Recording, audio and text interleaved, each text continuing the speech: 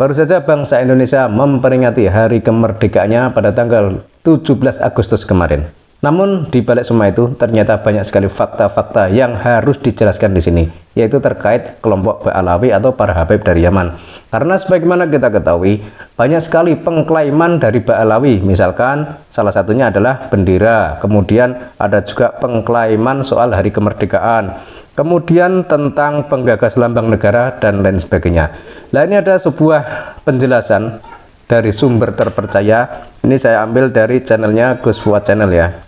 Nomor 1, penentu tanggal kemerdekaan adalah Kiai Haji Hasyim Asy'ari, bukan Habib Ali Al-Habsyi. Jadi memang beberapa waktu yang lalu itu beredar di media sosial bahwa penentu tanggal kemerdekaan Indonesia itu adalah seorang Habib bernama Habib Ali Al-Habsyi. Jadi itu adalah salah. Yang betul itu adalah Kiai Haji Hasyim Asy'ari. Beliau ini adalah pendiri Nahdlatul Ulama. Kemudian yang nomor 2, AR Baswedan, anggota BPUPKI. Jadi AR Baswedan itu cuma anggota BPUPKI, tapi tidak berperan apa-apa, bukan termasuk panitia 9, panitia 8, panitia 7, panitia 5, bahkan panitia 3 pun tidak. Jadi AR Baswedan itu cuma anggota BPUPKI biasa. Kemudian nomor 3, Habib Hussein Muthohar memang pencipta lagu Syukur dan Hari Merdeka, bukan lagu Indonesia Raya. Namun demikian, Hussein Muthohar belum tentu dari Ba'alawi, masih diselidiki. Jadi Habib Hussein Muthohar itu memang pencipta lagu Syukur dan Hari Merdeka, bukan lagu Indonesia Raya. Jadi harus digarisbawahi ya, Habib Hussein Muthohar itu pencipta lagu Syukur dan Hari Merdeka, bukan lagu Indonesia Raya. Jadi lagu Indonesia Raya itu bukan diciptakan oleh Habib Hussein Muthohar. Dan Habib Hussein Muthohar ini juga belum tentu dari Ba'alawi. Artinya mungkin masih nyambung ke Wali Songo atau mungkin ke jalur lain, tapi masih diselidiki. Kemudian nomor 4, bendera merah putih itu bukan gagasan Habib Idrus Al-Jufri. Karena sebagaimana kita lihat di media sosial itu ada penggiringan opini yang seolah-olah itu nama bendera atau warna bendera merah putih itu digagas oleh seorang Habib bernama Habib Idrus Al-Jufri. Namun ternyata itu bukan ya. Yang betul itu adalah bendera merah putih itu bukanlah gagasan Habib Idrus Al-Jufri, namun kesepakatan para pemuda saat Kongres Pemuda Indonesia kedua. Pertama kali dinyanyikan lagu kebangsaan dan dikibarkan bendera merah putih. Jadi yang membuat itu adalah para pemuda saat Kongres Pemuda Indonesia kedua. Kemudian nomor 5, penggagas lambang negara Garuda Pancasila juga bukan Habib tapi Syarif Abdul Hamid II atau Sultan Pontianak. Jadi beberapa waktu yang lalu itu memang beredar di media sosial seolah penggagas lambang negara yakni Garuda Pancasila itu adalah seorang Habib, tapi nyatanya itu bukan, tapi Syarif Abdul Hamid II atau Sultan Pontianak. Kemudian nomor 6, Habib Ahmad Assegaf, sastrawan yang berperan dalam kemerdekaan, tidak begitu dikenal dalam sejarah. Kalau dikenal dalam sejarah pastilah sudah viral saat itu dan dikenal dalam buku sejarah. Jadi salah satu tokoh dari Ba'alawi yang ditonjol-tonjolkan itu adalah Habib Ahmad Assegaf. Tapi dia seorang sastrawan dan tidak begitu terkenal kala itu sehingga tidak tercatat dalam sejarah. Namun kan nama itu dinaikkan terus, di full up biar nampak atau muncul ke permukaan seolah-olah punya jasa besar di negeri ini. Tapi faktanya itu tidak. Kemudian nomor 7. Wartawan penyebar berita proklamasi yang paling terkenal adalah Rono Dipuro dan Tengku Moh Hasan. Sedangkan Habib Asad Shahab tidak begitu dikenal dalam sejarah.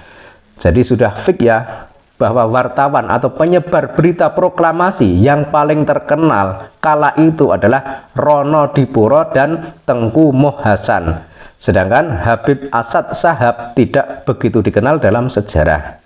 Kemudian nomor 8. Proklamasi kemerdekaan dikumandangkan di Jalan Pegangsaan Timur nomor 56 Jakarta Pusat di depan rumah Soekarno, bukan di rumah Syekh Farad Martak.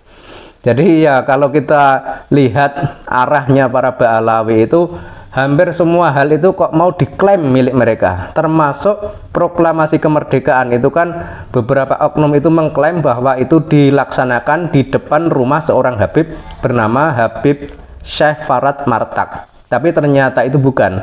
Yang benar itu di Jalan Pegangsaan Timur nomor 56 Jakarta. Dan hanya kebetulan saja rumah Soekarno itu berdekatan dengan rumah Syekh Faraj Martak tadi, maka ia menyediakan rumahnya untuk masyarakat yang menyaksikan teks proklamasi. Jadi harus digarisbawahi ya, memang di Jalan Pegangsaan Timur nomor 56 Jakarta, tapi intinya itu di rumah atau di kediaman Soekarno. Nah kebetulan rumah si Habib Syekh Faraj Martak itu berada di dekatnya rumah Soekarno. Jadi meskipun orang itu berkumpul kala itu untuk menyaksikan proklamasi, itu cuma karena rumahnya itu berdekatan dengan rumah Soekarno, sehingga yang menjadi tempat aslinya atau tempat intinya itu tetap rumahnya Presiden Soekarno.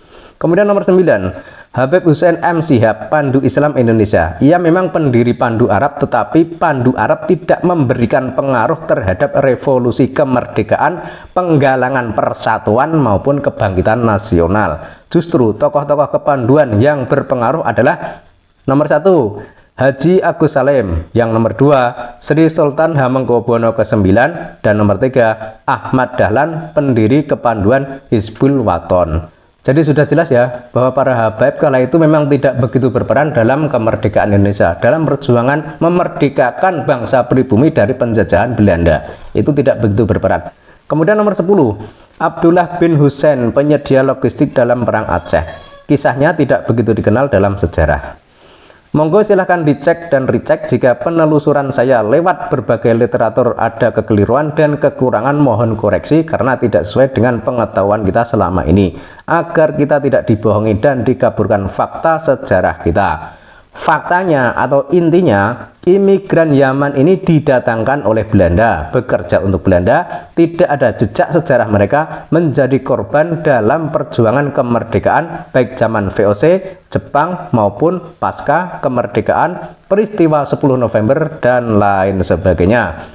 Mereka yang dulu antek Belanda sekarang ingin menjadi pahlawan kesiangan. Belandanya kabur, jongosnya yang masih tersisa masih jadi duri setelah merdeka. Maling sejarah harus ditelanjangi sampai malu melakukan klaim sesat lagi. Jadi ya memang faktanya seperti itu ya. Para Ba'alawi atau para habaib dari Yaman itu kan memang sering mengklaim-klaim segala sesuatu yang berpengaruh di negeri ini. Jadi kalau beberapa waktu yang lalu itu kan ada pengklaiman makam. Jadi makamnya orang siapa itu diklaim nama Habib siapa. Kemudian ada juga yang makam itu tidak ada jasadnya tapi dibikin makam, kemudian di atasnya ditulis Habib siapa, Habib siapa. Termasuk soal kemerdekaan Indonesia, itu beberapa oknum itu juga mengklaim mereka itu terlibat dalam kemerdekaan tersebut, tapi faktanya itu tidak ada. Ada 1-2 tapi perannya tidak begitu besar sebagaimana orang-orang pribumi Nusantara yang jelas-jelas berjuang membela kemerdekaan, mengusir penjajah dari bumi pertiwi ini. Sementara kalau para Ba'alawi dalam sejarah itu jelas mereka itu didatangkan oleh Belanda, membantu Belanda, membela Belanda, memperjuangkan Belanda dalam rangka melangsungkan penjajahan di bumi Indonesia ini. Jadi mulai sekarang mari kita gaungkan kebenaran, kita suarakan kebenaran, karena jika sebuah kebenaran itu tidak kita suarakan, suatu saat akan dianggap sebagai sebuah kebohongan. Sementara jika sebuah kebohongan itu disuarakan terus-menerus, maka suatu saat bisa disalahpahami sebagai sebuah kebenaran.